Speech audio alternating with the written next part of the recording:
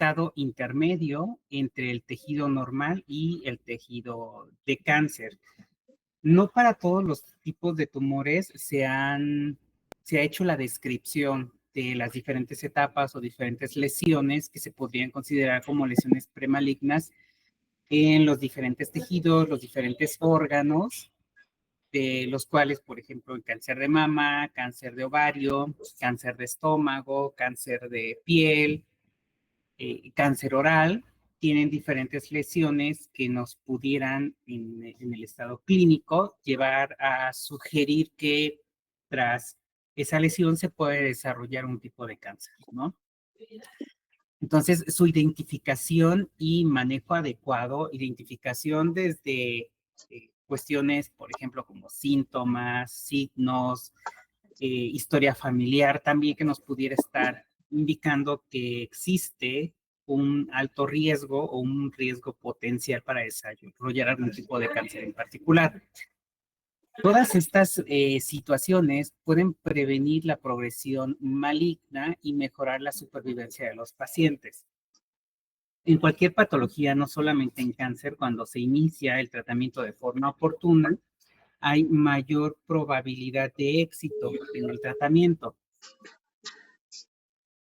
Entonces, a medida que se van desarrollando diferentes estrategias en diferentes áreas, por ejemplo, la histopatología con el desarrollo de algunos biomarcadores que hoy se conocen bastante bien, por ejemplo, independientemente de las cuestiones de inmunohistoquímica, que biomarcadores podríamos encontrar en un estudio histopatológico con la tinción de rutina, con la tinción de hematoxilina eosina, que les suene o les sea familiar.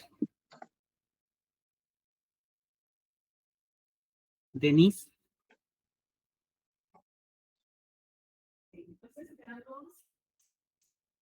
Algo en los tejidos que les pueda indicar o que consideren ustedes que les pueda indicar que algo está no adecuado con ese tejido.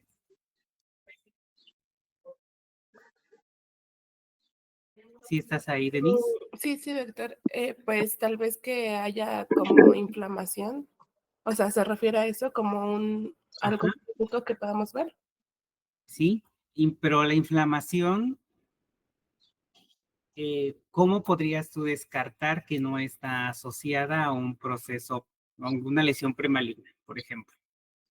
¿Qué indicadores te podrían decir que esa inflamación se debe a otra cosa y no a una lesión maligna?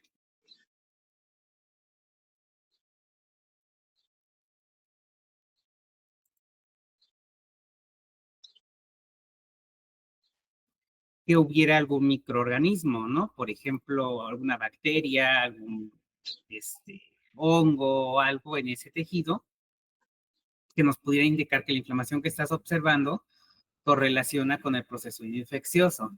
Sin embargo, sí hay lesiones que podemos ver en el estudio histopatológico que podríamos o que tendrían un cierto potencial para considerarse como lesiones premalignas, como cuáles.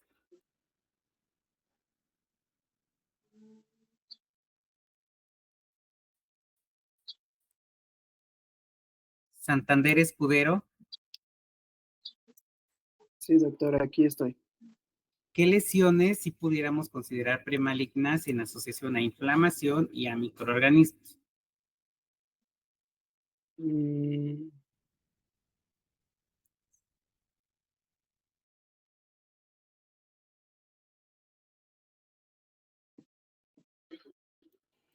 Tal vez alguna metaplasia. Sí, pero bueno, todavía no llegamos a ese punto. Okay. Entonces, por ejemplo, si les hacen una endoscopía, recuerden, hay protocolos para las endoscopías, el protocolo de Sydney es uno de los más utilizados.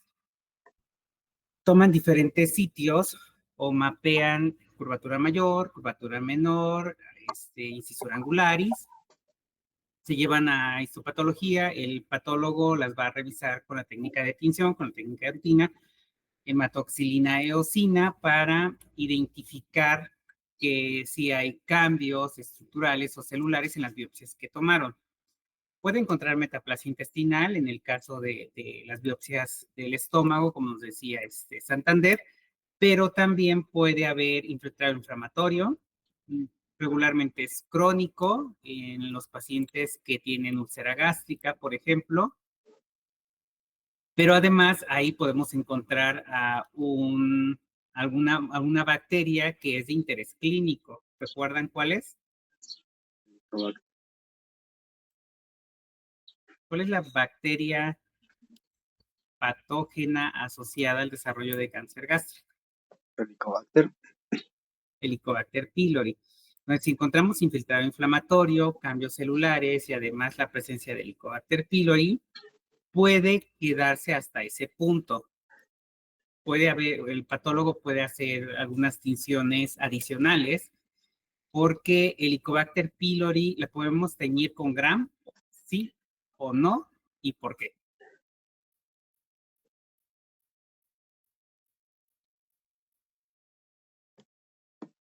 ¿Cuál fue la pregunta? ¿Podemos teñir a Helicobacter pylori con la tinción de Gram? Sí. ¿Sí o no? Sí, porque tienen capa peptídica, ¿no? Sí, porque es Ajá. una bacteria. Sí, sin embargo, es una bacteria que a diferencia, por ejemplo, que de no se tiene. Escherichia coli o de Salmonella, Shigella, Serratia y todas estas otras más, es una bacteria muy delgada. Sí se podría teñir con Gram, pero realmente la nitidez que nos va a dar la tinción va a ser muy baja. Ramírez. Yo recordaba, no recordaba la de Matoxilina, sino yo recordaba la de Giemsa. O sea, la de Giemsa es para teñir o para buscar si en las lesiones preonoplásicas, que recuerde es para eso. Sí, podemos utilizar Giemsa, pero tiene mayor utilidad en muestras de citología que de histopatología. O sea, si vamos a hacer un histopatológico, la que nos da mejor resolución es hematoxilina eosina. Ok. Entonces, Helicobacter pylori la podemos teñir con Gram. De hecho, en los tejidos los podemos teñir con Gram, pero la capacidad de resolución y de identificación de la bacteria va a ser muy baja. Entonces, utilizamos otras técnicas más dirigidas al microorganismo que queremos evidenciar, que en este caso es Helicobacter pylori. Podemos utilizar Wardin-Starling. Wardin-Starling es una tinción de contraste, básicamente, donde vamos a poder ver nosotros en el tejido la presencia de la bacteria. Pero muchas veces, realmente la carga bacteriana es tan alta que no necesitamos realmente la tinción de Wardin-Starling. En el mismo histopatológico con hematoxilina eosina se pueden llegar a ver. Al menos que la carga bacteriana sea muy baja y que querramos ver específicamente la región que está colonizando, que en este caso son las células basales que se encuentran en las criptas. En ese caso podríamos utilizar Wardin-Starling, pero básicamente con hematoxilina eosina también nos puede ayudar bastante bien. Todos esos cambios nos van a ayudar para empezar a clasificar a los pacientes en ciertos sectores, unos con mayor o menor vulnerabilidad para el desarrollo de ciertas lesiones preneoplásicas.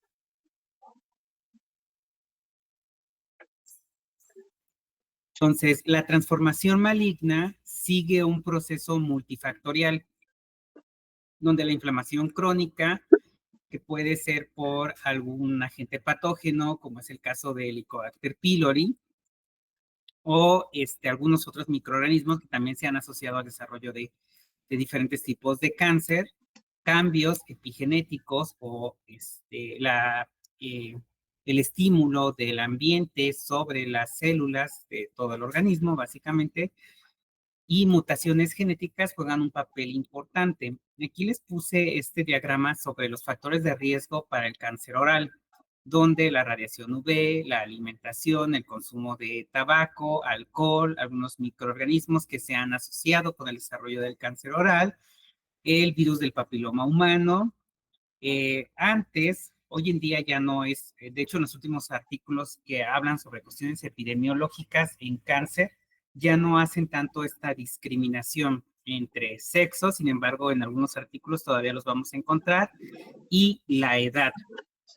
Cuando estamos hablando de que el componente ambiental es más o ejerce mayor presión que el trasfondo genético del individuo, generalmente esos tipos de tumores o esos tipos de cáncer los vamos a encontrar en edades más avanzadas que en adultos jóvenes. En adultos jóvenes vamos a encontrar tipos de cáncer que están asociados más al trasfondo genético propio del paciente que al medio ambiente per se.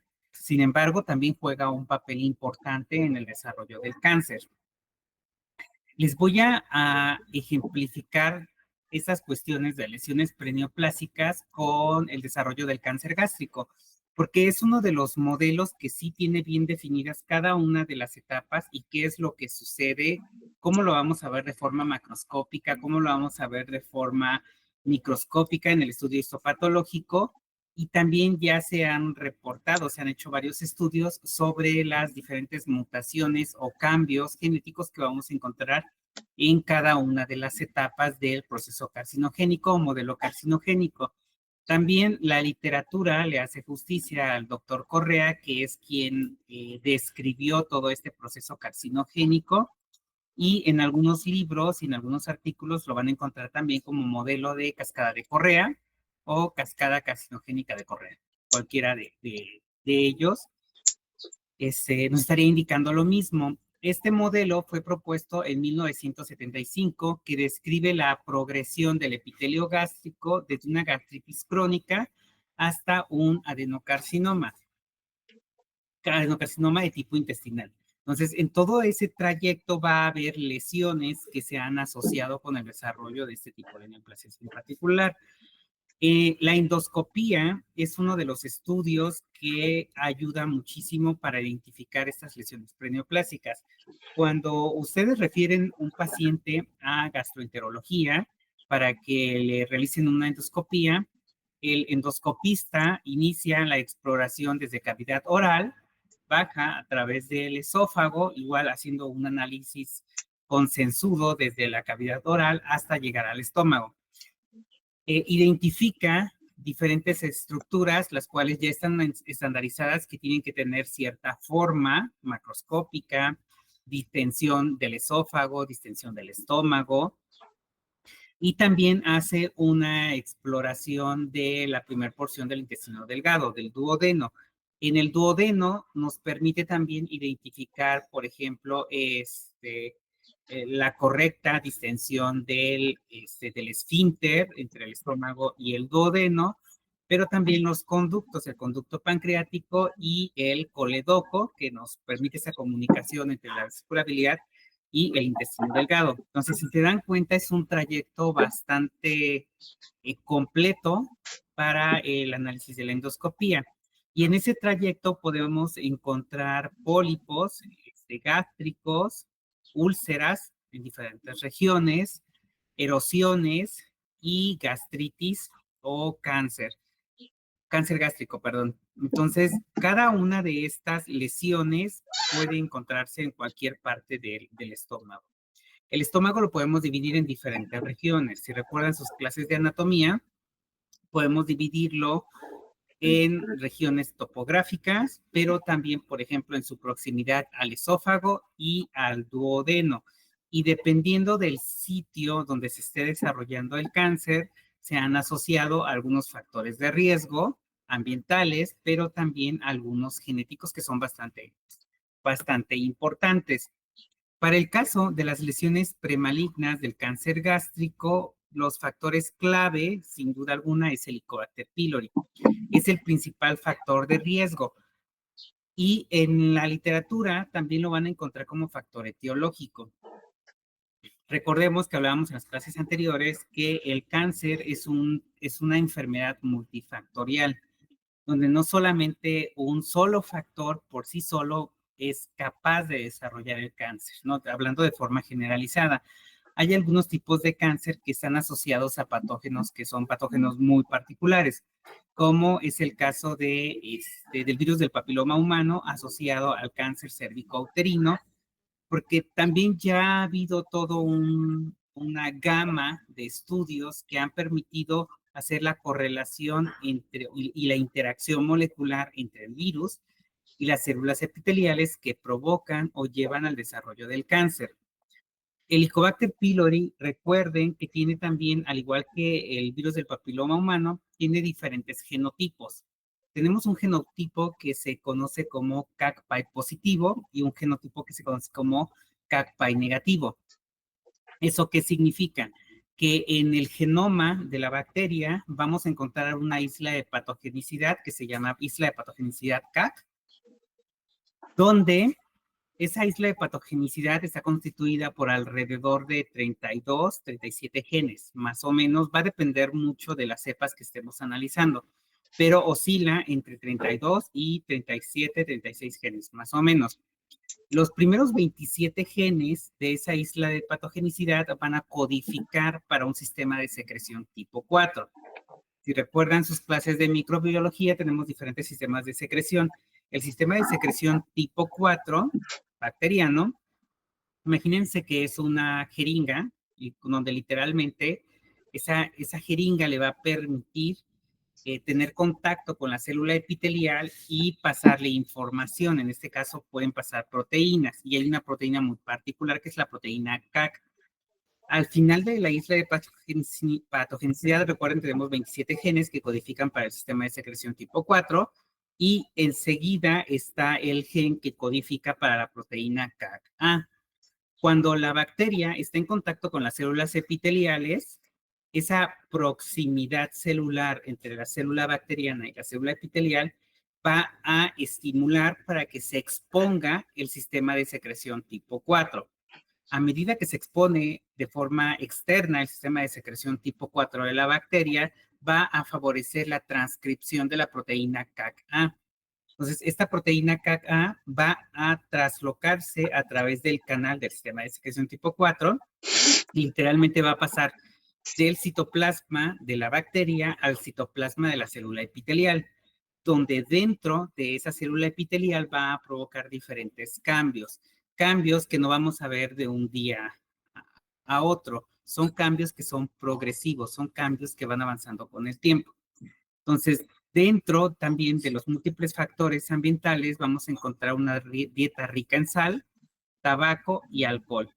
Hay unos estudios que han hecho con Helicobacter pylori, donde la han cultivado de hecho había un video, lo recuerdo de algún congreso, donde ponen el medio, por ejemplo, con una concentración alta de sal en cultivo con Helicobacter pylori, y se ha observado que cuando el medio donde está creciendo Helicobacter pylori es rico en cloruro de sodio, va a aumentar la expresión de los genes que forman el sistema de secreción tipo 4 y también de la expresión de la proteína CAC. Y además de expresar esos genes que forman parte de la isla de patogenicidad CAC, va a expresar también o a sobreexpresar en condiciones de altas concentraciones de cloruro de sodio otro gen que se llama BAC-A.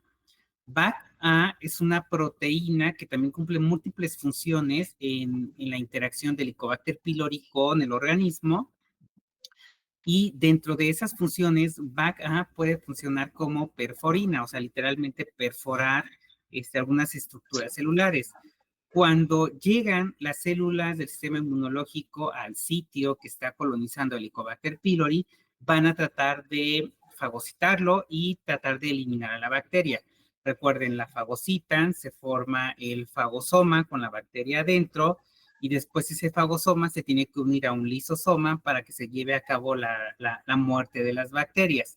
Sin embargo, cuando el Helicobacter pylori tiene una alta expresión de BAC-A, BAC-A va a impedir que se fusionen el fagosoma con el lisosoma. Y dentro de las células del sistema inmunológico de los macrófagos, el Helicobacter pylori puede seguirse dividiendo. También cuando se encuentra en condiciones adversas, el Helicobacter pylori va a tomar una forma que se denomina, o se denominan células viables no cultivables. ¿Eso qué significa? Que la bacteria va a disminuir o va a llevar al límite su metabolismo, va a disminuir su tasa metabólica para mantenerse en un estado de latencia durante cierto tiempo, para que cuando esa presión ambiental, que en este caso es por el sistema inmunológico, se quita, puede nuevamente seguir proliferando. Entonces, dietas ricas en sal también favorecen la proliferación del Helicobacter pylori, y existe también una predisposición genética en cuanto a mutaciones del gen CDH1 y de P53. Recuerde, P53 es uno de los genes supresores de tumores importantes en básicamente todas las células. Entonces, en el esquema que está del lado derecho, lo que están ejemplificándonos aquí es que, primero, tenemos una alta proliferación del Helicobacter pylori, se desarrollan todas las lesiones asociadas a la infección como úlcera gástrica y demás, y a medida que esas células epiteliales normales se empiezan a transformar, empiezan a pasar por todo ese proceso carcinogénico, y una vez que se instaura el cáncer como tal, vamos a encontrar en realidad una tasa bacteriana disminuida del Helicobacter pylori en las células tumorales. Y vamos a encontrar una mayor o un aumento en los niveles de pH. Recuerden, el estómago tiene un pH ácido. ¿Sí se acuerdan cuál es el pH del estómago?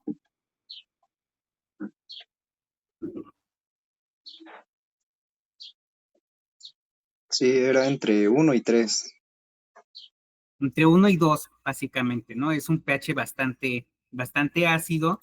Entonces, cuando ya se desarrolló un tumor, un cáncer como tal, vamos a encontrar concentraciones de pH más elevadas, más tendiendo hacia lo básico que hacia lo ácido. Y en estos cambios de pH son importantes porque nos van a provocar cierto grado de disbiosis. Bacterias, principalmente bacterias de la cavidad oral, que antes no podían sobrevivir en el estómago por las condiciones de pH que se tenían, van a empezar a proliferar.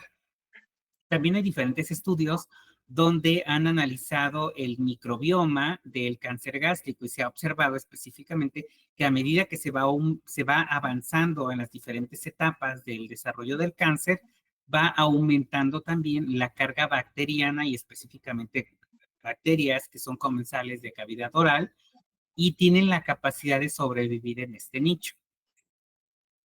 ¿Dudas? ¿No? No, doctor.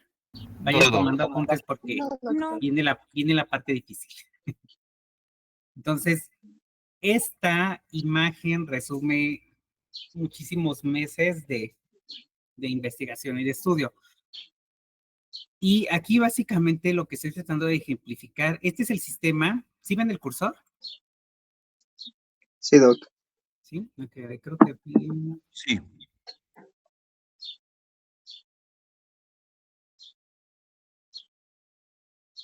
Aquí lo que se está ejemplificando en esta parte, esto que tiene esas estructuras verdes, esta morada y demás, este es el sistema de secreción tipo 4 de Helicobacter pylori, que sería este. También tenemos peptidoglicano, la proteína BAC-A y la proteína CAC-A. Pero recuerden que no todas las cepas de Helicobacter pylori tienen la isla de patogenicidad. Sin embargo, sí todas las especies o las cepas de Helicobacter pylori tienen la proteína CAC-A, perdón, BAC-A. Esa sí, esa es constitutiva porque no está en ese segmento cromosómico, está en otra región del genoma del Helicobacter pylori. Sin embargo, tanto el peptidoglicano como BAC-A y CAC-A, que están en el citoplasma de la bacteria, porque esa es la membrana de la bacteria, tienen la capacidad de atravesar hacia la célula epitelial por el sistema de secreción tipo 4, porque literalmente es una aguja o una jeringa con una aguja que le permite traslocar estos componentes bacterianos hacia el citoplasma de la célula epitelial. Y dentro de la célula epitelial provoca múltiples cambios, como no tienen idea. Entonces, cada una de estas líneas, de estas vías de señalización han sido escritas en diferentes artículos. Entonces, tenemos, por ejemplo, esta vía de señalización, que es la vía de señalización Merck, que va a provocar un cambio muy particular en las células epiteliales. Una vez que se activa esta vía de señalización, o más bien, cuando Helicobacter pylori cacpi positiva está en contacto con las células epiteliales, va a traslocar a la proteína CAC-A al interior de la célula. En el interior de la célula tiene la capacidad de fosforilar, o más bien de fosforilarse, de agregar grupos fosfato a través de estas sinasas SRC y ABL. Una vez que está fosforilada, activa la vía de señalización MET, y en la activación de esta vía de señalización va a hacer que las células epiteliales cambien su polaridad celular. Y ese cambio de polaridad celular les va a dar este fenotipo, le llaman fenotipo colibrí, a este tipo de células que cambian esa polaridad celular. También tiene la capacidad, a través de la interleucina 6 y la interleucina 11, interactuar con GP130. GP130 es un receptor que activa la vía de señalización JAK-STAT. Esta vía de señalización, o más bien STAT, a través de la fosforilación por la activación de este receptor, se va a traslocar al núcleo, y en el núcleo va a provocar la transcripción de los genes MYC, ciclina D1, CEP1, CYP61. También activa la vía de señalización de la beta-catenina. Esta vía de señalización, si se dan cuenta, todas en particular provocan la sobreexpresión de algunos genes que tienen que ver con el ciclo celular, y básicamente para mantener ese ciclo celular activo. Esta vía de señalización, estos genes, si ustedes lo buscan en la literatura de forma independiente, se van a dar cuenta que están asociados a una gran variedad de cáncer, porque puede estar sobreexpresado o activada esta vía de señalización por el estímulo crónico de la infección por Helicobacter pylori cacpi positiva, o sea, mantener estos, se llaman oncogenes activos, y la célula va a empezar a acumular ciertos cambios, que conforme vaya pasando el tiempo, esos cambios se van a traducir en el desarrollo de las lesiones perineoplásticas. CMYC y CYUG son uno de los genes que van a estar orquestando todo este tipo de cambios. Esta vía de señalización también, la de JAK-TAZ, también tiene una gran importancia en el desarrollo carcinogénico asociado a Helicobacter pylori. Si nosotros buscamos en la literatura, vamos a encontrar que existe una gran variedad de bacterias que están asociadas al desarrollo del cáncer, pero asociadas de forma epidemiológica, porque se han encontrado en mayor abundancia, mayor proporción en cáncer de estómago, en cáncer de colon y en otros más, ¿no? Pero no hay hasta el momento estudios que hablen sobre una posible causalidad, que una proteína de esas bacterias juegue un rol tan importante como las proteínas E6 y E7 en el caso del virus del papiloma humano en el desarrollo del cáncer cérvico-uterino.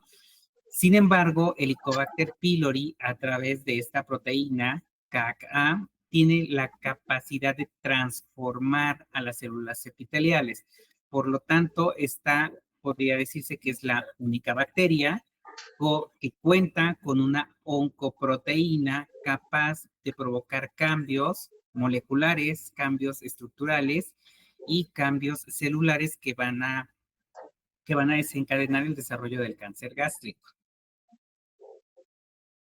Entonces, básicamente este es el modelo de lo que nos habla la cascada de Correa. Tenemos un epitelio normal o sin cambios patológicos aparentes, ¿no? Entonces, mandan ustedes al paciente a gastroenterología, a endoscopía, toman diferentes regiones del estómago y el patólogo no observa inflamatorio, no observa la presencia del Helicobacter pylori en el epitelio gástrico, no hay cambios, por ejemplo, metaplasia, displasia, cualquier otro cambio que podamos encontrar en la mucosa gástrica. Entonces ese paciente pues quedaría en este estadio, ¿no? Un paciente clínicamente sano, sin cambios patológicos aparentes, ¿no? Hasta ese momento. Y en los libros lo vamos a encontrar de esta forma, ¿no? Gastritis crónica, atrofia gástrica, metaplasia intestinal, displasia y cáncer gástrico. Sería como el modelo muy genérico, ¿no? Pero al momento de tener los resultados de histopatología, vamos a encontrar ciertos cambios asociados a ese epitelio. Por ejemplo, del epitelio normal, lo que en teoría seguiría es una atrofia del epitelio gástrico, después modificaciones a ese mismo epitelio o atrofia. Si se dan cuenta, va perdiendo parte de ese epitelio gástrico. Podemos tener una metaplasia intestinal, que aquí esta puede ser una metaplasia intestinal completa o incompleta, y ahí tomen nota para su tarea. Van a investigar cuál es la diferencia entre una metaplasia intestinal completa y una metaplasia intestinal incompleta, y cuál de las dos es la que está asociada al desarrollo del cáncer gástrico.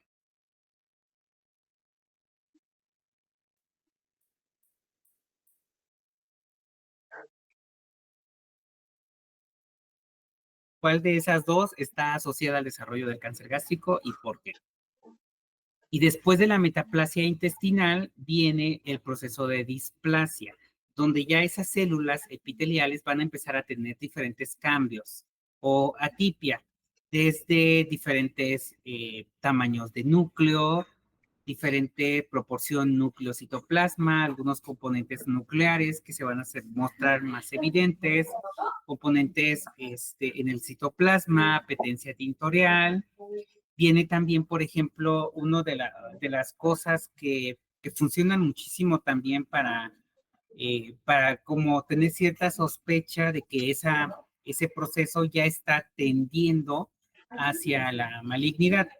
Por ejemplo, mitosis. ¿Es normal encontrar mitosis en el epitelio gástrico? No. Pues sí, ¿no? Sí, sí, sí, es normal. Omar, Yo digo que sí. Maestro, ¿dijo algo? Es que se me trabó el audio. sí, que sí es normal encontrar células en mitosis en el epitelio gástrico. No, no debería haber, ¿o sí? No, no debería. No, ¿por qué? Sí.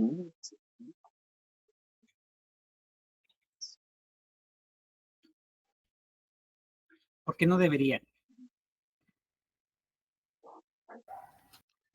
Pues ya son células que están muy especializadas, no tendrían por qué estar dividiéndose ahí, en teoría. Y cuando esas células se empiezan a descamar, ¿no necesitarían células que las repongan? Sí, es normal entonces, ¿no? ¿Y en qué sitios Entonces, vamos a sí. encontrar esas células? En división.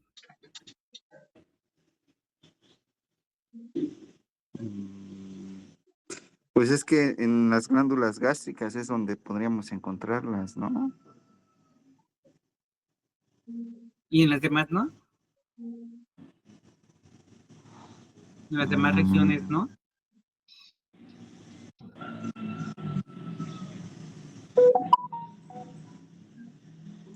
Pues serían las de revestimiento, bueno, que protegen el estomaguito, es así, pero no sé si en todo el estómago.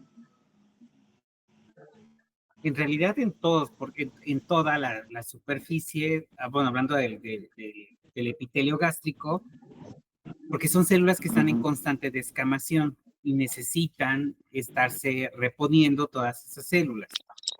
y las células que se van a estar dividiendo básicamente van a estar sobre la membrana basal. Y a partir de ahí se dividen, una se especializa, una se queda de reserva, y conforme va pasando el tiempo se van dividiendo y se va enviando a la superficie como célula de reserva.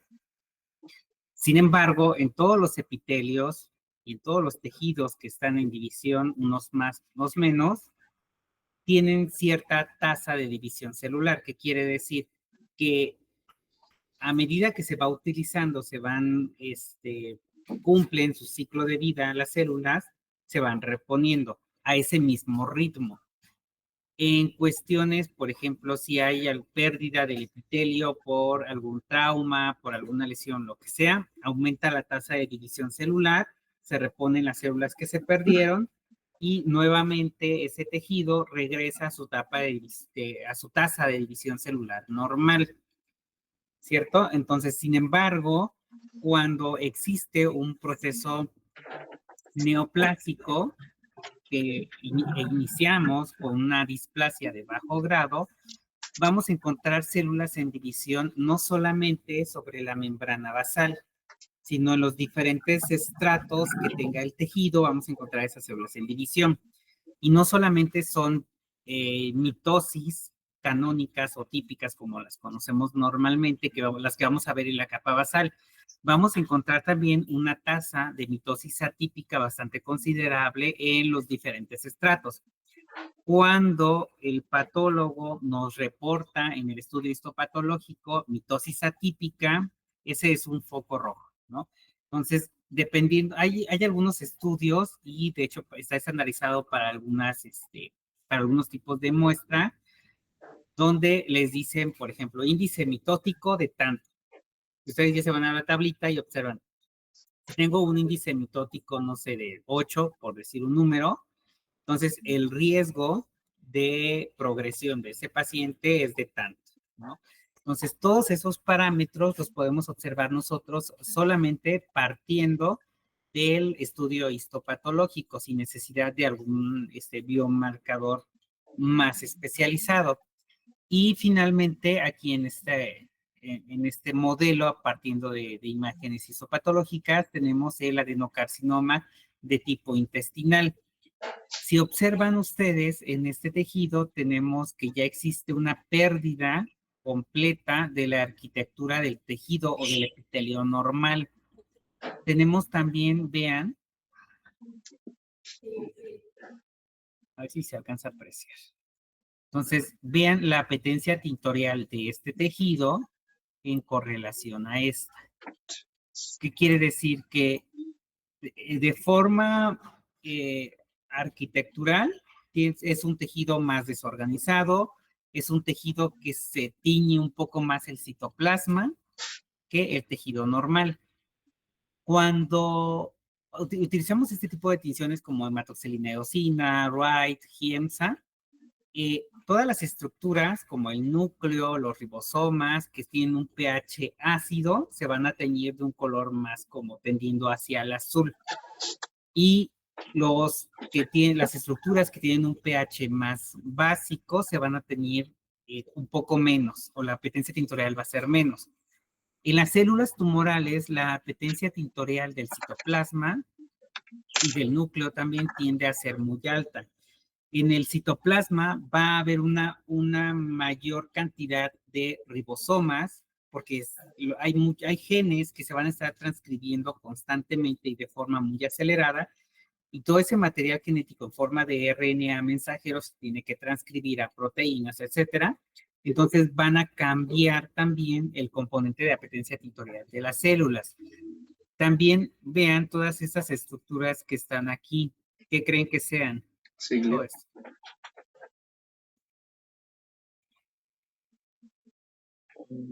También los podemos ver por acá, pero acá es más evidente. ¿Qué creen que sea? ¿Pueden ser los oncogenes? No, porque es hematoxilina eosina. Bueno, sí, es cierto. ¿No es la descamación? ¿No? Gram. No, es hematoxilina eosina. Pues el núcleo, entonces. Todo lo que ven ustedes aquí son eritrocitos que están dentro de vasos sanguíneos de nueva formación. El tejido, en ese caso el tumor, también genera, dentro de las muchas cosas que está haciendo, estimula el desarrollo de nuevos vasos sanguíneos. Entonces, todo esto que ven ustedes acá son vasos sanguíneos de nueva formación de ese tejido en particular. Entonces, de forma esquemática también podemos verlo así, ¿no? Y asociado al Helicobacter pylori. Una vez que adquirimos o se adquiere la infección por el Helicobacter pylori, va a haber cambios, principalmente cambios inflamatorios en la mucosa gástrica. Va a haber migración de leucocitos, va a haber migración de macrófagos a el sitio donde se encuentra el estímulo del Helicobacter. El Helicobacter pylori, a través de diferentes patrones moleculares asociados a patógenos, va a estar estimulando al sistema inmunológico. Después viene la parte de atrofia gástrica, donde las células epiteliales propias del estómago se van a empezar a atrofiar. Viene la parte de metaplasia intestinal, donde hay un cambio de epitelios, de epitelio gástrico por epitelio de tipo intestinal, como forma de compensación por el daño que está sufriendo en esta parte en particular. Después vienen cambios celulares, cambios moleculares que van a empezar el proceso de desarrollo de la displasia. Primero una displasia de bajo grado, después va a ir avanzando hasta que se convierte en un adenocarcinoma de tipo intestinal. Entonces, todo este proceso tiene cambios celulares, pero también cambios moleculares, que inician básicamente con un proceso inflamatorio. Y esta imagen también es bastante interesante porque aquí nos muestran el modelo carcinogénico de la cascada de Correa, pero también nos presentan algunos cambios moleculares que se van a empezar a encontrar. Tenemos una mucosa gástrica normal con cierto grado de inflamación y demás. Después viene una gastritis crónica atrófica. Aquí ya hay un aumento en los radicales libres de oxígeno, una mayor expresión del factor de necrosis tumoral alfa, de la interleucina 6 y la interleucina 10. Todas estas interleuquinas recuerden, son interleucinas proinflamatorias, o sea que van a estar estimulando al sistema inmunológico para que haya una mayor migración de leucocitos a ese sitio donde se encuentra probablemente la infección por el Helicobacter pylori. Todos estos factores van a provocar una hipermetilación del DNA y una inestabilidad de microsatélites en las células que se encuentran en este nicho donde se está llevando a cabo el proceso inflamatorio. Después tenemos la parte de la metaplasia intestinal. Aquí ya va a haber cambios importantes en el trasfondo celular, pero también molecular, porque son células que tienen que pasar por un proceso de desdiferenciación, o sea, de tener ya cierto grado de diferenciación celular hacia un epitelio gástrico, tienen que desdiferenciar y diferenciarse hacia epitelio de tipo intestinal. Aquí también va a haber una evasión de la telomerasa, o sea, va a haber los telómeros de estas células, de los cromosomas de estas células, se van a mantener de cierto tamaño. Va a haber también una subexpresión de genes supresores de tumores y viene la sobreexpresión de oncogenes para que esa célula se empiece a transformar. Entonces, a partir de esta metaplasia intestinal, lo van a encontrar de forma genérica, metaplasia intestinal en la mayoría de los libros o de los artículos, pero sí existe una marcada diferencia entre la metaplasia intestinal completa y la metaplasia intestinal incompleta, que es lo que tienen que investigar. Entonces, todos estos cambios celulares, la evasión o la disminución de la expresión de los genes supresores de tumores, más la sobreexpresión de los oncogenes, va a iniciar el desarrollo de la displasia. Entonces, aquí vamos a tener genes importantes mutados, por ejemplo, o se pueden ir acumulando mutaciones en genes como el APC, el gen P53 y mutaciones en MLH1 y metilaciones y también inestabilidad microsatelital. A medida que va pasando el tiempo desde una displasia de bajo grado a una displasia de alto grado, vamos a encontrar que se va a empezar a desarrollar el fenotipo característico, fenotipo y genotipo característico del adenocarcinoma de tipo intestinal. Cuando ya tenemos la lesión franca del adenocarcinoma, vamos a encontrar bastantes cambios que se fueron acumulando desde que teníamos el epitelio normal que empezó a sufrir daños a raíz de la infección y de otros factores de riesgo, porque sí, el Helicobacter pylori no es el único factor de riesgo, es uno de los muchos y sí, es uno de los más importantes, pero solamente si es Helicobacter pylori cACPY positiva. Entonces tenemos un aumento de algunas mutaciones en algunos genes importantes, genes supresores de tumores como P53, APC, BCL2, P27 y TGFBR1. Entonces va a haber cambios en la expresión de estos genes, va a haber aumento de oncogenes y al final del día toda esa dinámica celular y molecular va a permitir que la célula que ya se transformó, que ya es una célula tumoral, se mantenga o ese tumor tenga cierto grado de estabilidad al momento de estar aumentando de tamaño, produciendo lesiones y a partir de aquí también va a empezar a tener ciertas funciones, por ejemplo, la capacidad de hacer metástasis, la capacidad de infiltrar, la capacidad de sobrevivir a las señales de muerte y demás, y evadir al sistema inmunológico. Este modelo de cascada de Correa es muy diferente, por ejemplo, para el cáncer gástrico de tipo intestinal que el cáncer gástrico de tipo difuso. Esa clasificación es clasificación histológica entre cada uno de los adenocarcinomas. En el caso del adenocarcinoma gástrico de tipo difuso, no se han encontrado o no se han descrito de forma clara lesiones preneoplásicas. Generalmente cuando un paciente con cáncer gástrico de tipo difuso llega a la consulta oncológica es porque ya es un adenocarcinoma que ya ha avanzado muchísimo. Y los cambios moleculares o mutaciones que vamos a encontrar en un adenocarcinoma gástrico de tipo difuso son muy particulares. Por ejemplo, una de las que se han descrito es en el gen de la E-caderina. Hay una pérdida de la expresión de este gen por diferentes factores y eso va a provocar que las células epiteliales pierdan su adhesión a través de proteínas, de las caderinas principalmente.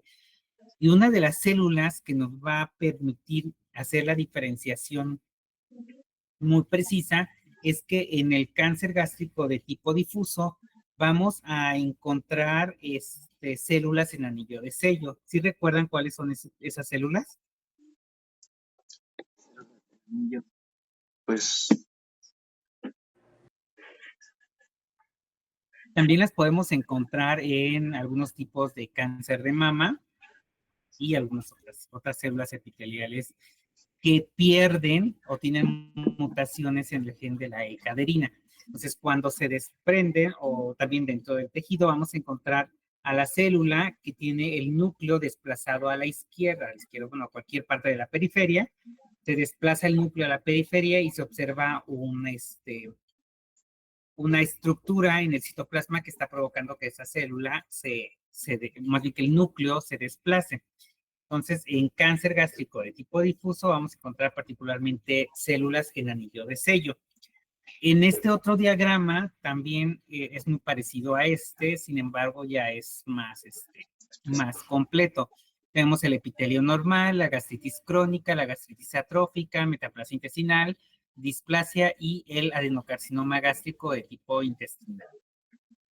Entonces, lo que nos habla la literatura es que después del epitelio gástrico normal se da un proceso de infección por Helicobacter pylori, específicamente cACPY positiva. También la infección por Helicobacter pylori La cepa que es CAC-PAI negativa también tiene el potencial de desarrollo de cáncer gástrico de tipo intestinal, pero en este caso ya no se asocia a la proteína CAC-A, sino más bien a la persistencia de la infección y la inflamación en el nicho que está colonizando el Helicobacter pylori. Entonces, en este punto en particular va a haber, o se han asociado, por ejemplo, algunos polimorfismos en algunos genes, y aquí no lo marcan de esa forma. También, bueno, el Helicobacter pylori es una bacteria que ha sido altamente estudiada y clasificada de muchas formas, ¿no? Una importante es si tiene o no la isla de patogenicidad, pero además también la van a encontrar como Helicobacter pylori wester y Helicobacter pylori ester. Entonces, dependiendo de la cepa que esté infectando al individuo, se han asociado algunos cambios, por ejemplo, con algunos genes. Interleucina 6 es uno de los que también ha sido altamente estudiados, ¿no? Donde mutaciones en el gen de la interleucina 6 pueden favorecer el desarrollo de la infección, la colonización de la bacteria y demás, ¿no? Entonces, una vez que se desarrolla ya como gastritis crónica, el alto consumo de sal, ya les había explicado, cuando hay un microambiente con un aumento en cloruro de sodio, esto va a favorecer la expresión de genes de Helicobacter pylori como CAC-A, PAC-A y algunos otros genes asociados a los factores de virulencia propios de la bacteria. Aquí podemos agregar algunos otros factores de riesgo como el tabaco, el alcohol, y algunos otros medicamentos. Y todos estos factores de riesgo que están lesionando la mucosa gástrica van a desencadenar una respuesta inmune, una reactividad o la sobreproducción de especies reactivas de oxígeno, un aumento en la inflamación que nos va a llevar a desarrollar una gastritis atrófica. Después, en el siguiente paso, podemos agregar una gran cantidad de factores más, también que son importantes para el desarrollo del cáncer gástrico. En este punto, por ejemplo, se han hecho estudios con diferentes antioxidantes que ustedes ya saben, disminuyen las especies reactivas de oxígeno, controlan la inflamación y otros factores más. Hay una baja que en realidad más bien de un pH ácido va a tender hacia un pH ligeramente alcalino. Inestabilidad genética, va a haber mutaciones, una sobreexpresión de CDX2 que también puede funcionar como un oncogen, y tras todos estos factores que se han ido acumulando con el tiempo, vamos a hacer que, o se va a provocar que pasemos de una gastritis atrófica a una metaplasia de tipo intestinal, donde estas células ya no pudieron seguir tolerando el daño que están sufriendo por la infección, por las condiciones ambientales, por la dieta, N cantidad de factores, y pasan de un epitelio gástrico a un epitelio de tipo intestinal. Y entre la metaplasia y la displasia también existe cierto grado de discusión en la literatura que nos habla sobre cuál realmente es el punto de no retorno.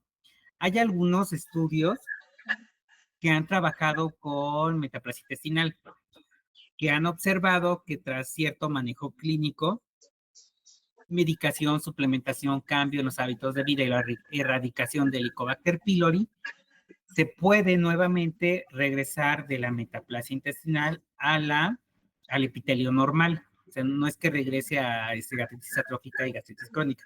No, entonces de metaplasia intestinal podemos cambiar nuevamente a un epitelio gástrico normal. Sin embargo, también hacen falta más estudios para comprobar y estandarizar mediante qué protocolos clínicos podemos pasar nuevamente de una metaplasia a un epitelio normal.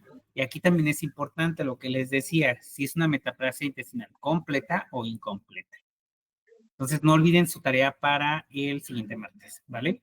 Entonces, entre la metaplasia intestinal y la displasia vamos a encontrar también algunas mutaciones. Mutación en el gen APC, en el gen P53 y en KRAS. Esas mutaciones son realmente importantes, las podemos encontrar en algunos otros tipos de cáncer. Por ejemplo, APC en cáncer de colon también es un gen bastante importante. Inactivación de la telomerasa, y esto básicamente nos va a llevar a que se instaure la displasia. Todas estas lesiones preneoplásicas las podemos encontrar en pacientes que acuden a consulta por molestias gástricas, lo mandan a que se haga su endoscopía y les puede llegar con los resultados de estas lesiones. Ahora, de acuerdo a las guías de práctica clínica, ustedes ya tienen como esquematizado qué es lo que tienen que hacer cuando el paciente llega, por ejemplo, con una gastritis crónica, una gastritis atrófica y una metaplasia intestinal, una displasia o ya un adenocarcinoma franco, ¿no? Sin embargo, van a encontrar ciertas, o más bien, todos los pacientes que vean nunca los van a encontrar como se observa realmente en los libros. Los libros nos muestran la parte como muy bien, delineada de la patología, y es ahí donde ustedes necesitan empezar a desarrollar el criterio clínico. ¿Qué van a hacer con cada uno de esos pacientes? ¿Cómo le van a dar su esquema de tratamiento, el seguimiento, suplementación en caso de lo que lo requiera, etcétera? Y bueno, cuando ya tenemos displasia como tal, tienen ciertos, o más bien existen ciertas clasificaciones sobre la displasia en función del número de biopsias que se tomaron, cuántas de cuerpo, cuántas de antro, cuántas de incisura angularis, cuántas de esas biopsias que se tomaron, o más bien en cuántas de esas biopsias que se tomaron hay displasia, en cuántas hay metaplasia y qué otros cambios podemos encontrar en ese tejido. El patólogo arma el algoritmo y les emite básicamente ya todo el diagnóstico ya digerido para que ustedes puedan tomar acción una vez que regresen con el paciente.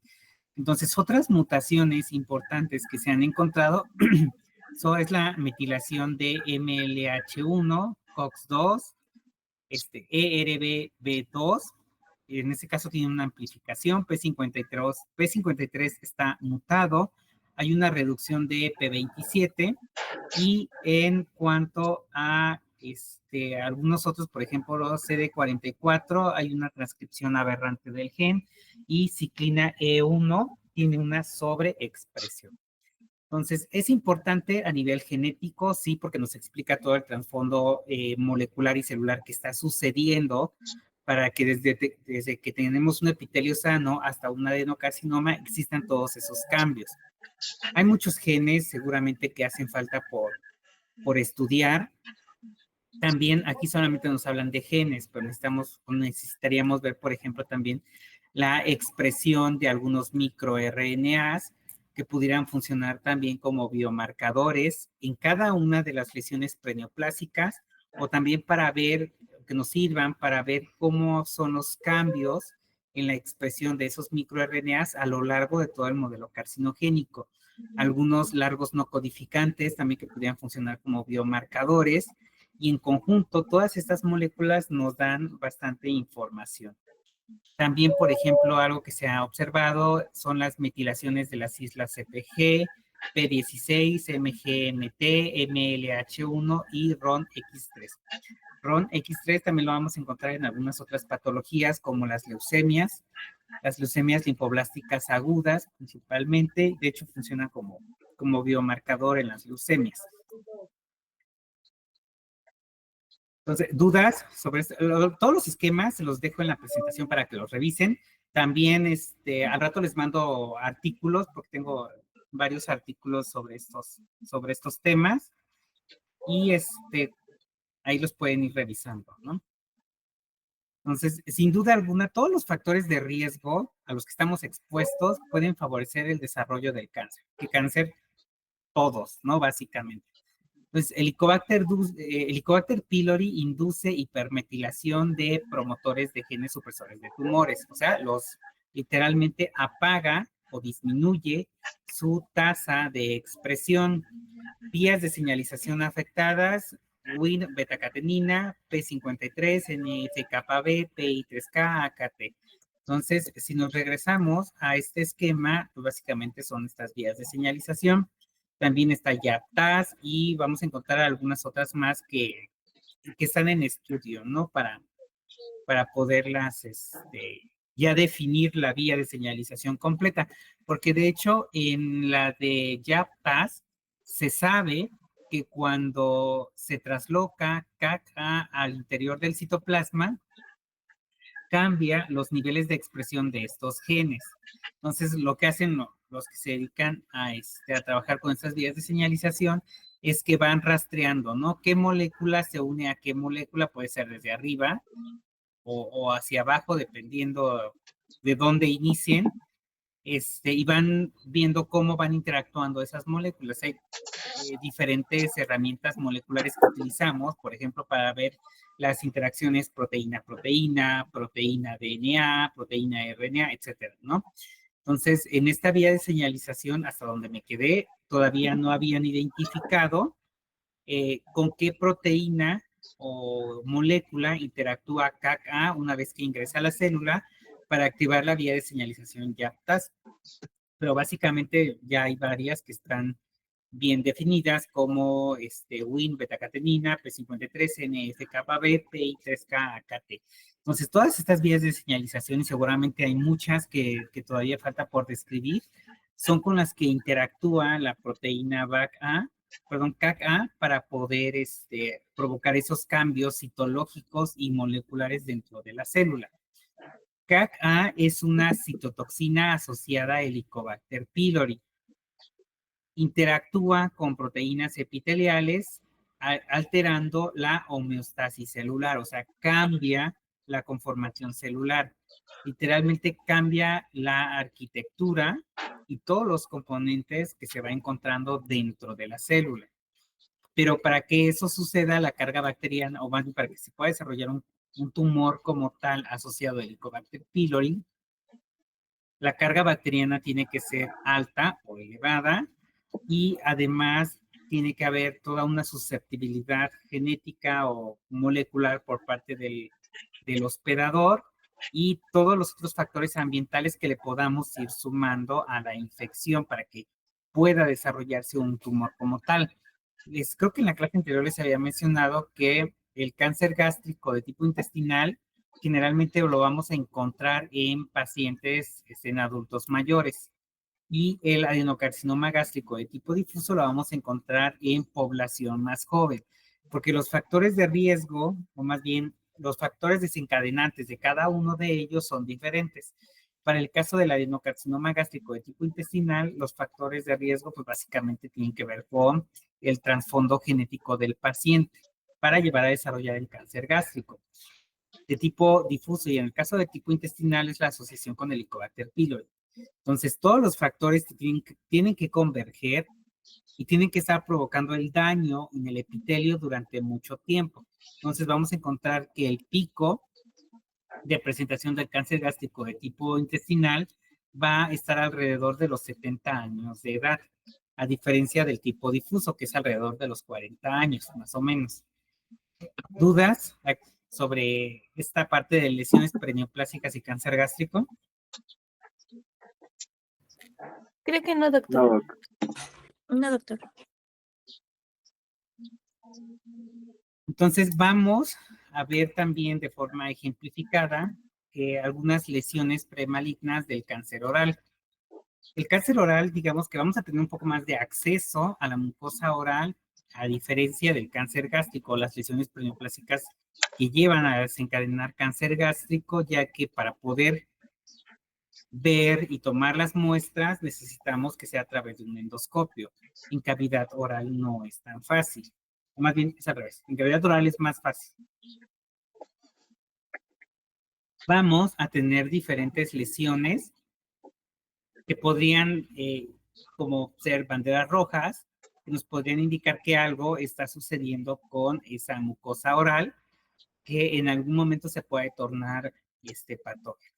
Entonces, en las primeras dos tenemos leucoplasia y en la tercera eritroplasia. ¿Qué harían con estas lesiones? ¿Qué le harían para estudiarlas?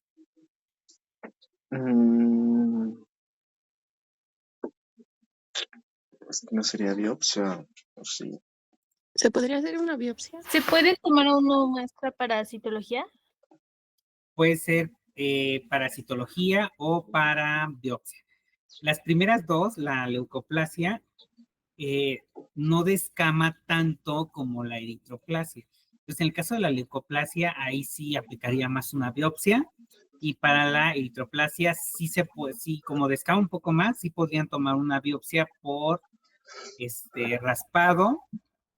Toman las muestras, la colocan sobre un portaobjetos. Recuerden, siempre tienen que tomar por lo menos 4 y enviarlo a patología o tomar una biopsia, ¿no? Y en el laboratorio, en el caso de que fuera por biopsia, se incluye en bloques de parafina, se hacen los cortes y nuevamente la primera revisión siempre va a ser a través del estudio histopatológico con hematoxilina eosina. Entonces, tenemos diferentes grados también de displasia. Ahora, en este caso, vamos a ver la parte de la clasificación de la OMS, cómo lo clasifican en el epitelio oral. Podemos tener una displasia leve, donde vamos a observar una alteraciones nucleares limitadas al tercio basal, que recuerden, son las células que vamos a encontrar arriba de la membrana basal y que son las que se van a estar dividiendo para estar reponiendo todas esas células que se están perdiendo. Una displasia moderada, en este caso vamos a observar cambios en 2/3 del epitelio, pero en ese estrato epitelial ya no debería de haber células en división. Sin embargo, ya podemos encontrar células en división, incluso algunas mitosis atípicas. Y en la displasia severa vamos a ver las afecciones de casi todo el epitelio, donde prácticamente todo el epitelio ya presenta cambios, diferencias en los tamaños de las células, diferencias en los núcleos, un mayor número de mitosis, que en esos sitios ya no deberíamos de encontrar mitosis, y todos esos cambios displásicos nos van a llevar a hacer la clasificación y el desarrollo de las lesiones. Aquí les puse con el texto a qué corresponde cada una de las lesiones para que lo revisen. También lo pueden encontrar en el artículo de forma más extensa, donde vamos a ver, por ejemplo, sin cambios citológicos identificables, o sea, un epitelio sin cambios patológicos, luego sin atipia citológica apreciable ni hiperplasia de las células basales, incluso en presencia de acantosis, sin atipia citológica ni cambios epiteliales, y acá vamos a tener una leucoplasia bien delimitada en la encía adherida. Entonces, vamos a encontrar todos estos cambios de forma normal, todos estos asociados principalmente a leucoplasia. Sin embargo, por ejemplo, en la fotografía C, además de tomar de ese tejido que es la parte queratinizada y acantósica, si nosotros tomamos la biopsia un poco más pegado a la corona del diente, bueno, aquí podemos observar que se observa la corona del diente, pero también se expone la parte radicular del diente. Si nosotros nos aproximamos un poco más a este sitio al momento de tomar la biopsia, probablemente encontremos también cambios inflamatorios asociados a una enfermedad periodontal. Y estos cambios inflamatorios, bueno, entonces vemos la parte de los cambios inflamatorios asociados a la enfermedad periodontal y también a los que tienen que ver con la parte de la leucoplasia. Y así en cada una de las regiones. Para el caso del carcinoma oral de células escamosas, tenemos un poco más o existe más bien una mayor complejidad al grado tal de que la cavidad oral como tal, recuerden, está constituido por diferentes tipos de tejidos, con diferente arquitectura cada uno de ellos. La lengua, el dorso de la lengua, los laterales de la lengua, la parte ventral, las encías o todo el tejido periodontal como tal, el paladar, los labios, etcétera, ¿no? Entonces, vamos a encontrarlo o vamos a clasificarlo, generalmente así lo vamos a encontrar en los libros, como cáncer de cabeza y cuello, y eso incluye todo lo que es cavidad oral, orofaringe y demás, ¿no? Entonces, este modelo está bastante interesante. También les dejo les voy a pasar el artículo con la información que les voy a hacer llegar. Y este modelo de 3 etapas hacia el cáncer, o 3 golpes, o tres strikes, describe cómo un proceso progresivo de alteración celular puede dar lugar al desarrollo de un cáncer. Bueno, el artículo está enfocado a cáncer oral, pero describe de forma bastante completa esta información. Entonces este modelo se divide en 3 fases. La primera fase es la fase de ruptura, donde vamos a ver alteración mínima, como o lo vamos a encontrar también como displasia leve. Ese modelo inicia básicamente de esa forma, ¿no? ¿Ya habían revisado algo sobre este modelo? ¿O lo habían encontrado en la literatura? No, yo no. No, Doc, la verdad no. Ok. Entonces, ese modelo nos sirve para ejemplificarlo de esa forma, ¿no?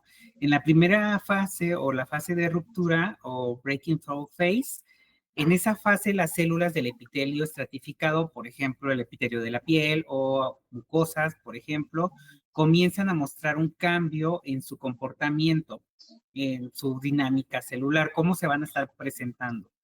Estas células son normalmente queratinizantes, es decir, producen queratina, lo que las hace resistentes y protegidas. Y en la fase de ruptura pueden comenzar a presentar displasia epitelial leve o incluso no mostrar alteraciones significativas. Pero eso no significa que no tengan un trasfondo molecular que las esté llevando a el desarrollo de la displasia. En términos sencillos, esta fase representa la primera falla en la regulación normal del crecimiento de las células, cómo se van a estar dividiendo, cuál es esa dinámica celular. Las células pueden comenzar a dividirse de manera descontrolada. ¿Qué quiere decir? Que ya no va a haber un ritmo o un reloj biológico que esté marcando la pauta en cómo se tienen que estar dividiendo esas células, pero aún no han alcanzado una forma maligna o invasiva. Entonces, en esa etapa o en esa fase de displasia leve, digamos que es un punto todavía bastante crucial para que se desarrolle o no completamente la lesión. En la fase de extensión hay un aumento de la displasia con células más anormales. Aquí sí ya vamos a encontrar un mayor número de cambios celulares y de forma arquitectural del tejido. En esta fase, las células afectadas muestran un mayor grado de alteraciones. Esto se manifiesta como displasia epitelial de alto grado, displasia moderada o severa. ¿Qué significa? Que las células muestran más irregularidades en su forma, en su tamaño y en el patrón de crecimiento. El epitelio afectado, que podemos encontrarlo en diferentes regiones de la mucosa, ya no está completamente normal y empieza a expandirse de manera descontrolada. No hay algo que lo mantenga como en el nicho de donde está partiendo. Esta fase se caracteriza por la proliferación celular, lo que genera un mayor número de células anormales o con las mismas anormalidades que la célula progenitora.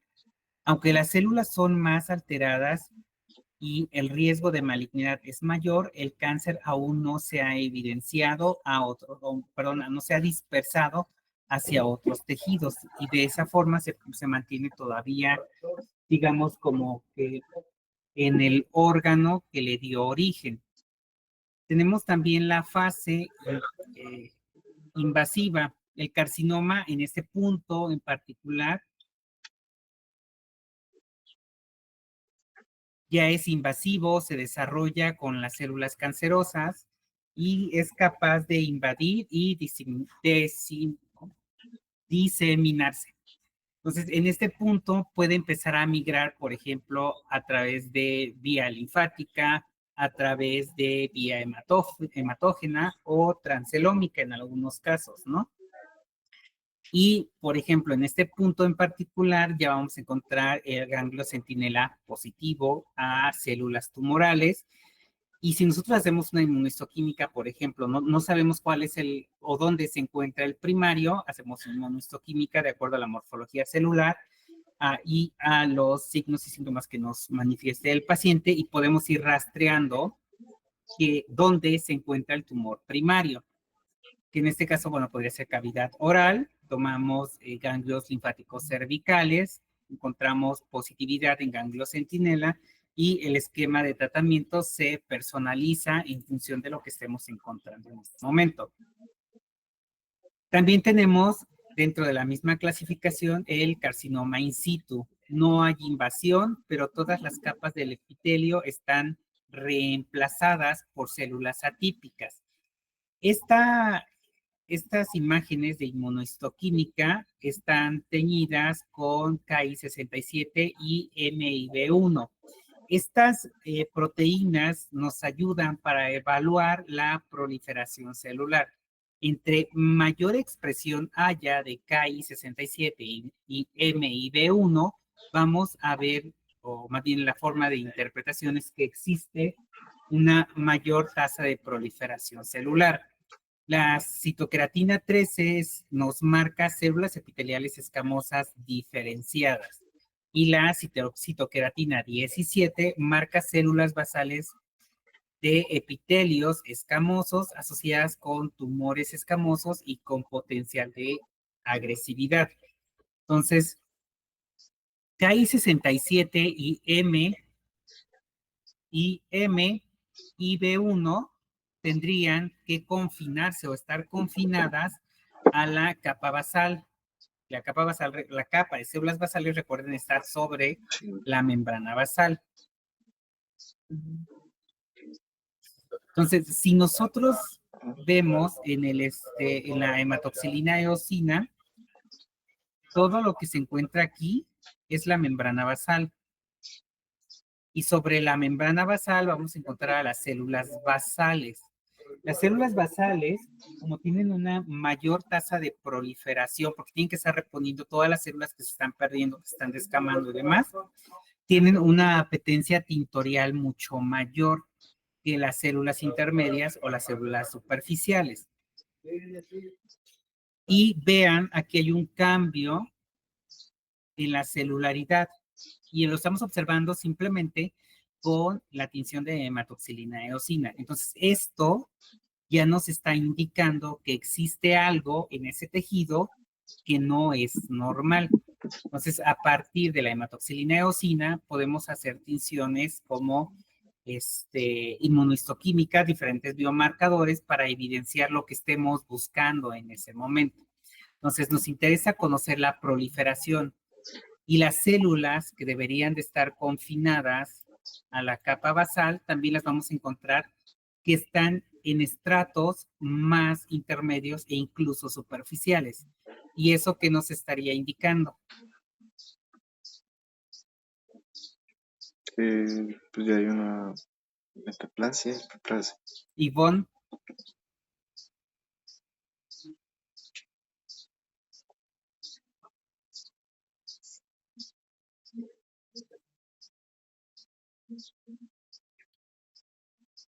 Ivonne, ¿estás ahí?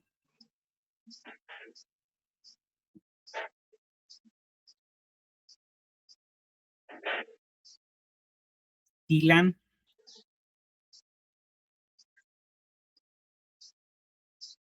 Sí, Doc, ¿me puede repetir, por favor? Ay, Tenemos en la imagen de la laminilla de KI67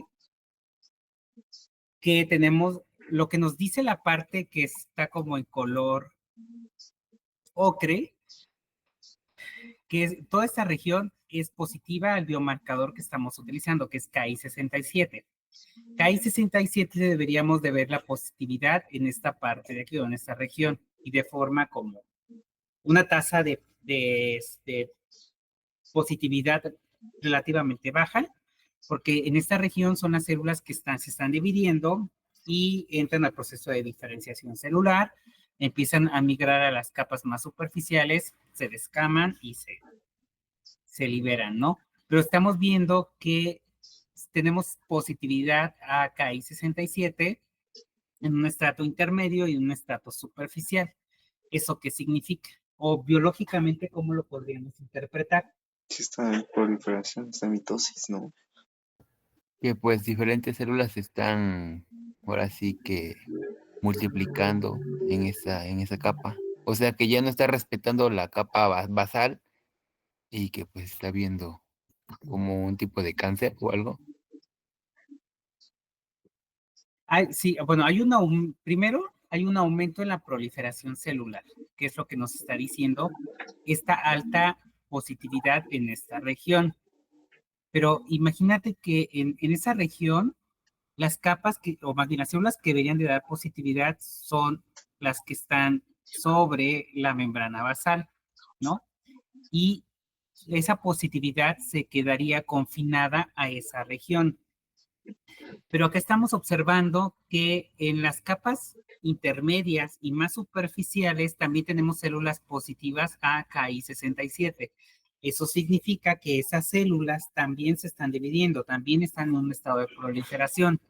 Por lo tanto, significa, efectivamente, bueno, es un proceso carcinogénico, pero que esas células que están acá también se están dividiendo y es lo que está manteniendo esa tasa de celularidad, en este caso células ya con características tumorales, básicamente lo que nos indican esos biomarcadores. ¿Dudas? A ver, ya. No. ¿Mande? No. Ya entonces, me quedo. Ok. entonces las células que están arriba, que están de color marrón, por así decirlo, son como los Ajá. biomarcadores que hay cáncer. Así entendí. Aquí ya no, aquí todas estas células no deberían de ser positivas porque Ok. ya no deberían de estarse dividiendo.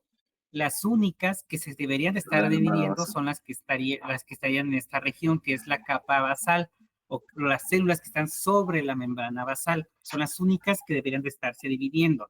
Entonces, nosotros al observar células positivas o proliferando en esta región, lo que indica es un aumento en la proliferación celular, en la división celular, en un estrato donde no es normal que se estén dividiendo. Ok, gracias. ¿Sí? Ok. Y en la C tenemos igual, es inmunohistoquímica, pero este caso es para la citoqueratina 13. La tinción muestra que la mucosa normal es positiva para este biomarcador. La tinción, básicamente lo que nos dice con este grado de positividad es que sugiere pérdida de diferenciación celular. O sea que estas células, imagínense que son diferentes pasos, ¿no?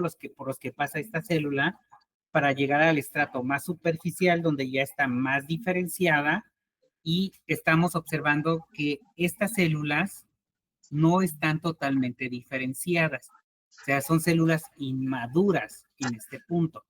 Y en la laminilla del lado derecho tenemos igual inmunohistoquímica, pero en este caso es para la citoqueratina 17. En contraste con la citoqueratina 13, la tinción para citoqueratina 17 es positiva en el adenocarcinoma in situ, lo que indica un cambio en la expresión de esta proteína en las lesiones premalignas. Entonces, todos estos biomarcadores de imagen o moleculares a través de la histopatología nos van a ayudar a tomar decisiones. Por ejemplo, si el tratamiento va a ser quirúrgico, con cuánto en tamaño, una extensión más bien, se van a tomar los márgenes quirúrgicos. Por ejemplo, si la tasa de proliferación es alta, significa que tiene una mayor probabilidad de que se utilicen ciertos quimioterapéuticos que actúan directamente sobre el ciclo celular. La extensión de la lesión, en el caso de la laminilla D, podemos ver que está limitado al nicho donde están proliferando las células.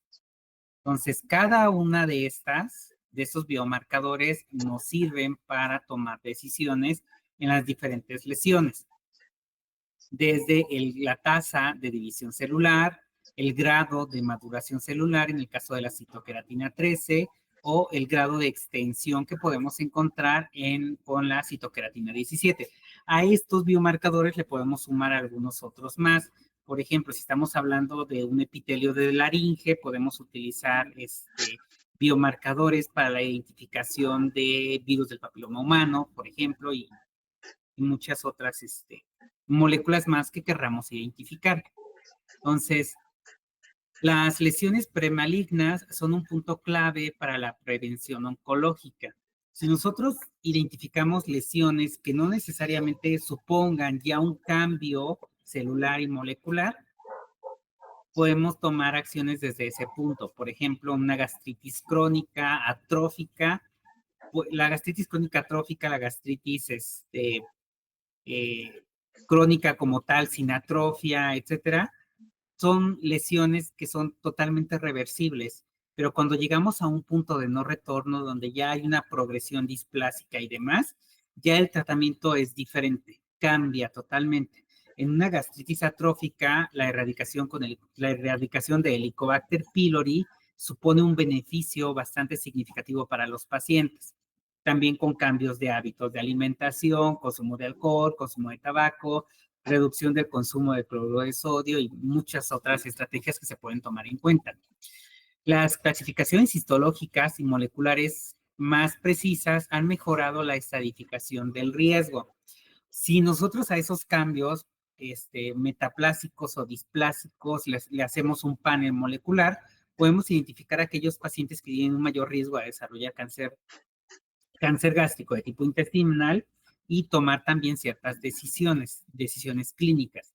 Los biomarcadores emergentes ayudarán, o sea, los que están todavía en estudio, en la toma de decisiones clínicas y en estrategias de monitoreo personalizado para los pacientes que tienen un riesgo de desarrollar cierto tipo de cáncer, pero también para aquellos que desarrollaron un cáncer, recibieron su tratamiento y están en monitoreo. Se requieren estudios longitudinales para definir mejor la historia clínica natural de estas lesiones y optimizar su manejo. Entonces, a medida también de que va avanzando la investigación clínica y a nivel de laboratorio, se han podido identificar ciertas particularidades del progreso de la historia natural de la enfermedad y proponer fármacos, proponer estrategias diagnósticas, proponer algunos biomarcadores de seguimiento y desenlace para estos pacientes. Entonces, vamos a terminar la clase con esa parte de lesiones perioplásticas y en la siguiente vamos a abordar ya